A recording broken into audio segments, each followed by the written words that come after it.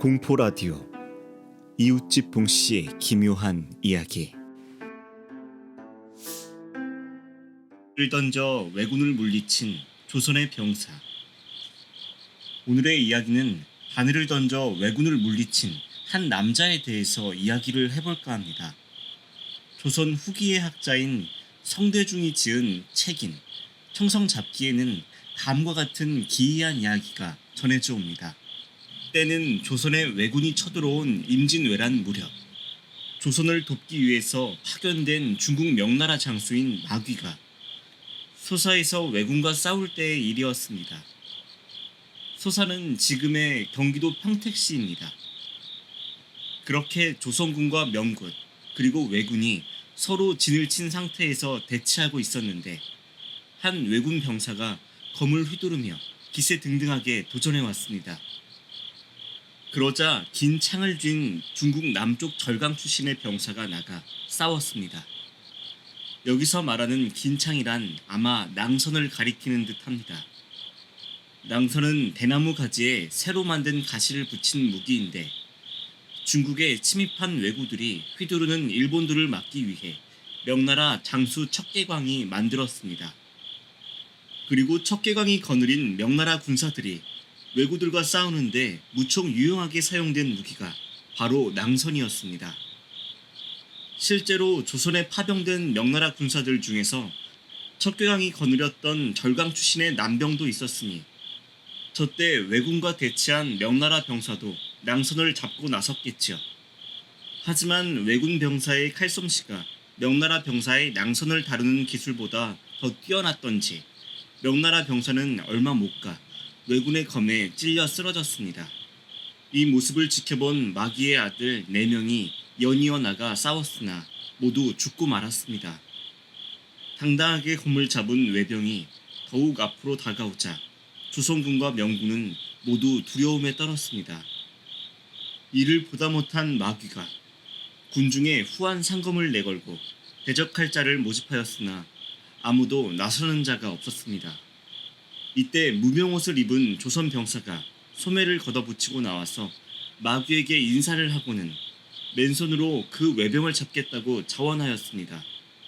사람들은 이때 모두 미친 짓이라고 비웃었으나 마귀는 달리 어찌할 방법이 없었으므로 우선 나가 대적하게 하였습니다.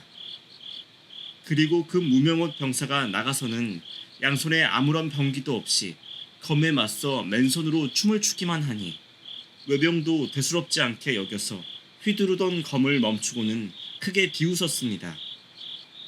그런데 얼마 후에 검을 휘두르던 왜병은 갑자기 쥐고 있던 검을 땅에 떨어뜨리더니 두 눈을 움켜쥐고 그대로 쓰러졌습니다. 그러자 무명옷을 입은 조선 병사는 그의 검을 주워 들고 목을 베어서 마귀에게 달려가 바쳤습니다. 이 광경을 본 왜군들은 크게 사기가 떨어졌고 마침내 조선군과 명군이 왜군을 무찌르고 승리하였습니다. 한편 승리한 마귀는 무명옷을 입은 조선 병사의 공로를 인정하고 물어보았습니다. 그대는 검수를 아느냐? 모릅니다. 그렇다면 어떻게 왜병의 목을 벨 수 있었느냐? 질문을 받고 그 병사는 이렇게 대답했습니다. 저는 어려서 안진뱅이가 되어 혼자 방에만 있다 보니 마음을 붙일 곳이 없어 바늘 한 쌍을 창문에 던지는 연습을 하면서 날마다 동이틀 무렵에 시작하여 날이 어두워져서야 그만두었습니다. 처음에는 던지는 족족 바늘이 빗나가 떨어지더니 오랫동안 연습을 하자 바늘이 그대로 구멍에 들어가 8에서 9척안의 거리는 던지는 대로 명중하였습니다. 그렇게 3년이 지나자 먼데 있는 것이 가깝게 보이기 시작했고, 바늘을 던졌다 하면 손가락이 마음과 일치되어 백발백중하게 되었습니다.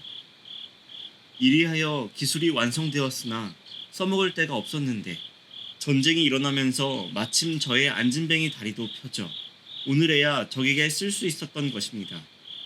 왜병 입장에선 제가 맨손으로 미친 듯이 춤을 추니 그것을 비웃고 무시하여 검으로 베지 않았습니다. 저의 바늘이 자신의 누나를 노릴 줄 어찌 알았겠습니까? 마귀가 이 말을 듣고 외병의 머리를 살펴보니 과연 그의 두 눈알에는 각각 바늘이 한 치쯤 박혀 있었습니다. 바늘은 평소에는 바느질 같은 작은 일에만 사용되는 도구라서 별로 중요하게 여기지 않았지만 때때로 위급한 상황에는 저렇게 중요한 일도 해낼 수 있다는 것을 들려주고 싶은 교훈이 아닐까 합니다. 오늘의 이야기는 여기까지입니다.